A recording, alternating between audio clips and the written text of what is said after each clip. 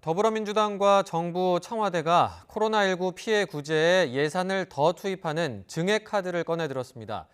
지금 편성된 추경만으로는 위기 진정이 어렵다는 건데 미래통합당은 증액 자체에는 반대하지 않으면서도 정부가 끼워 넣은 선심성 예산을 깎아야 증액을 할 수 있다는 입장을 분명히 했습니다. 우철희 기자입니다. 코로나19 사태 뒤 두 번째로 열린 당정청 회의의 결론은 추경 예산을 더 늘리자는 겁니다. 현재 심사 중인 11조 7천억 원 규모로는 기업인과 자영업자 등의 위기를 진정시키기 어렵다는 이유입니다. 그분들의 고통은 절박하고 제안은 절실했습니다. 정부가 국회에 제출한 추경안만으로 현장의 위기가 진정되기는 어려워 보였습니다. 당정청은 교통, 항공, 여행업과 교육, 문화, 서비스 분야 등 지원 대책을 다음 주 안으로 발표하고 예산도 추가로 반영하기로 했습니다.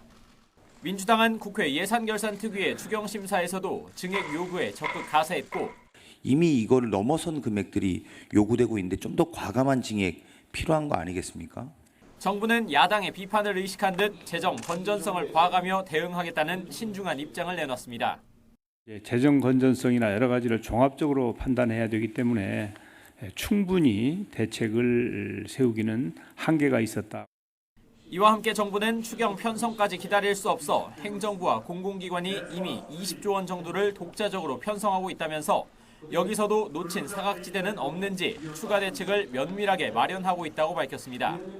미래통합당 역시 피해 지원을 늘려야 한다는 요구에 큰 이견을 나타내진 않았습니다.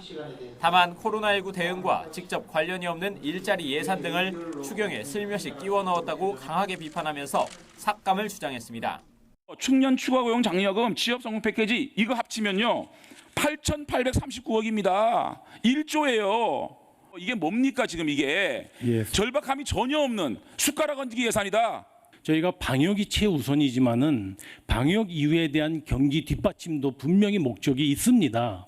또 텃밭인 대구 경북 지역에 대한 지원 부족을 질타하면서 대책 마련 역시 촉구했습니다.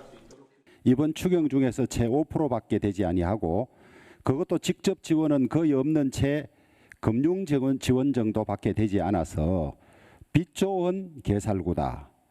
여야 모두 피해가 심각한 만큼 대폭 지원해야 한다는 것에는 어느 정도 인식을 함께하고 있지만 강론을 놓고는 이견을 보이고 있기 때문에 이어질 추경 심사 과정에서 간격을 어떻게 줄일 수 있을지가 관건입니다. YTN 우철입니다.